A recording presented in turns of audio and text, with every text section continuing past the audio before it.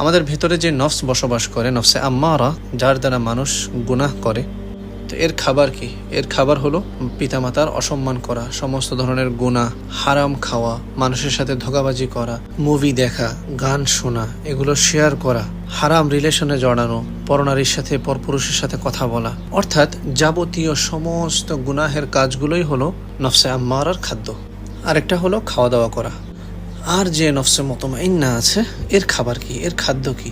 এর খাদ্য হলো 5 ওয়াক্ত নামাজ, তাহাজ্জুদের ইহতিমাম করা, মানুষের সাথে উত্তম ব্যবহার করা, পিতামাতার সাথে সৎ ব্যবহার করা, সময় অসময়ে কোরআন তেলাওয়াত করা, জিকির করা, অর্থাৎ আল্লাহ তাআলা খুশি হয় এমন সমস্ত কাজ করা। তো এখন থেকেই একটু একটু করে নফসকে কন্ট্রোল করার হিম্মত করুন এবং নফসে আম্মারাকে পরিশুদ্ধ করে নফসে মুতমাইন্না বানাতে হবে। ঠিক আছে না ইনশাআল্লাহ? জাযাকুমুল্লাহ খাইর। আসসালামু আলাইকুম ওয়া রাহমাতুল্লাহি ওয়া বারাকাতুহু।